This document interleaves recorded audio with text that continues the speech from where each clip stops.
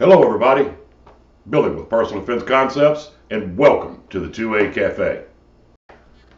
Today's quick tips are going to be 5 steps you can do to improve your accuracy almost immediately. First tip, grip. You must have a good grip on your firearm. As always, all guns are checked physically and visually to make sure there is no ammo present. So to get a good grip on your gun, you want to take your gun in your support hand until we get used to it. This is just to try to walk you through the basics. You want to get your hand as high up on that beaver tail as possible so that your hand is all the way up there, almost with an indention right here in the webbing of your hand. A good solid grip, okay? You want to be squeezing that thing where you can take in your forearm, you can actually feel your muscles contracting around that pistol. That primary hand thumb goes up. Your support hand comes in. The meaty part of your palm goes up against the grip like that. So that when I close my hands up, no part of that grip has any space. Because if you stop and think about it, if there's nothing there to control that recoil, that movement of that gun's going to go there. So you need to cover up as much of that grip as humanly possible. Your finger goes along the side rail, your trigger finger. You're coming in, and your thumb goes along that rail. Be mindful of that slide. You do not want your thumb in the way of that slide when it reciprocates back. And then you just get a nice, easy sight picture. And that's how you maintain a good grip. Okay, so we've got the grip down. Now, for the second tip is going to be trigger control. Think about it this way. You want a nice, easy, smooth trigger flow. So if this is your finger by chance, your trigger finger, you want to just nice, easy, slow, steady, even trigger press back to the back of the firearm. I don't know if you can see this or not, but a nice, easy trigger pull. You don't want to slap the trigger because that's going to move the gun. The object is to pull that trigger back and keep the sight from moving while you do that. So in order to accommodate that, you've got to have a nice, easy, slow trigger pull. If you slap the trigger, you can see right there, the gun's going to move.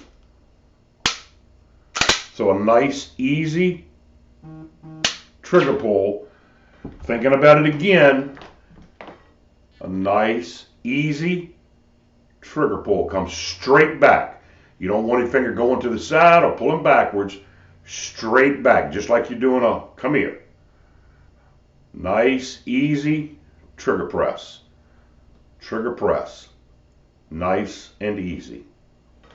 So you'll take the gun, you'll take up that trigger take up, that creep, if you will.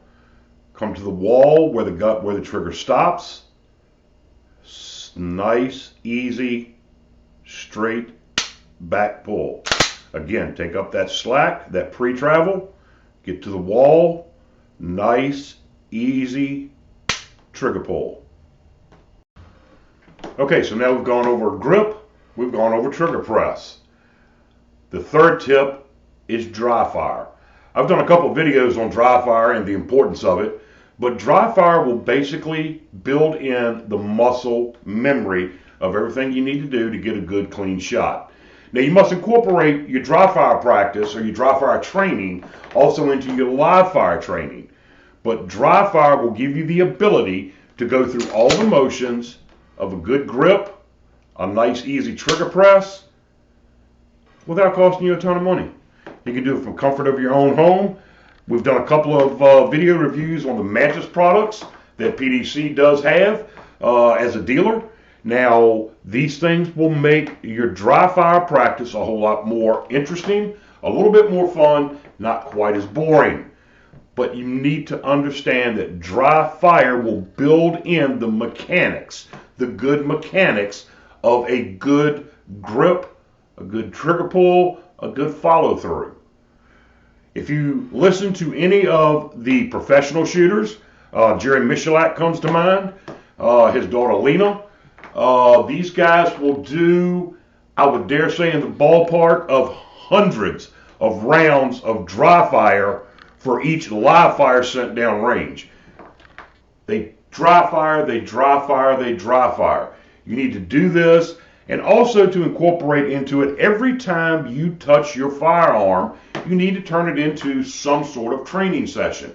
Every time you touch your gun, you want to make sure you're maintaining a good grip with your primary hand.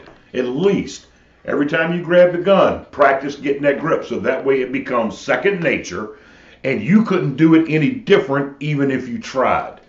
So now we've gone over grip, trigger press, and the importance of dry fire practice. Okay, step number 4, calculated training.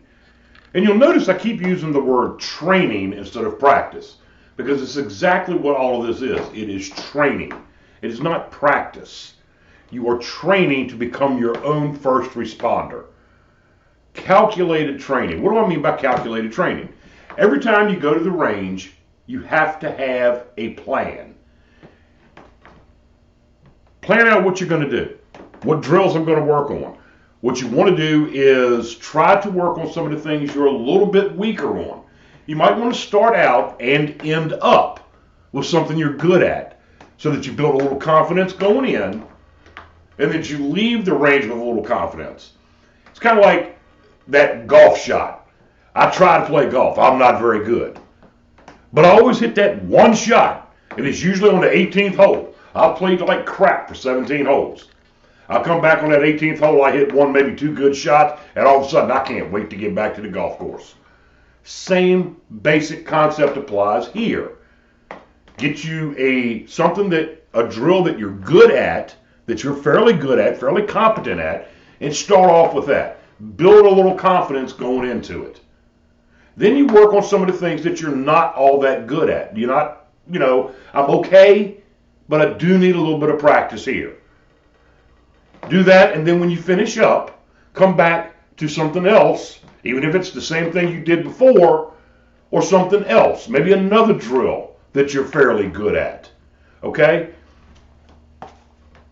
Put a notebook in your range bag. Keep track of what you're doing. Once you get good at something, then add a little bit of stress to it. Throw in a shot timer. Add a par time. Something along those lines. You always have to push yourself. Most self-defense incidents happen within 5 to 7 yards, okay? So that's where you want to do a fair amount of your training. However, you do need to stretch yourself and test yourself at 20 yards, 25 yards. You never know when you may need to take a little bit longer shot. Look at Eli Dickin, who was out in Indianapolis, stopped a mass shooter from 40 yards with a handgun. That's pretty darn good. 15 seconds. He fired 10 shots, 8 out of 10 hitting his target. Pretty good gun control if you ask me. But he didn't get like that by just staying within that 5-yard radius. You've got to stretch it out. You've got to push yourself. Make yourself a better shooter, a better defender, a better protector of your family. Okay? You must push yourself. You must train to be your own first responder. I'm a huge supporter of law enforcement. They can't be everywhere at the same time.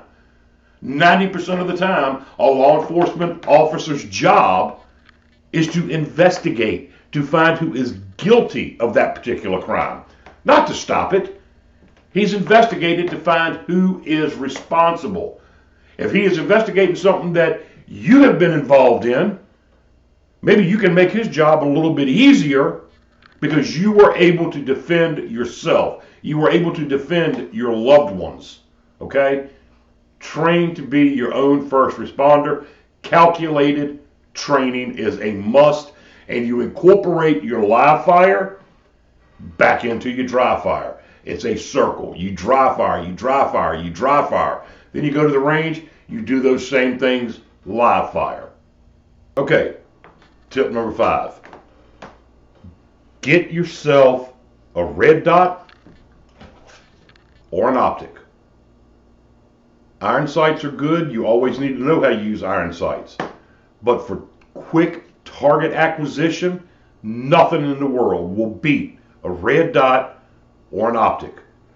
What that will allow you to do is a lot faster sight acquisition. You can either look for the dot or you can look for the dot in your window here. One of the two.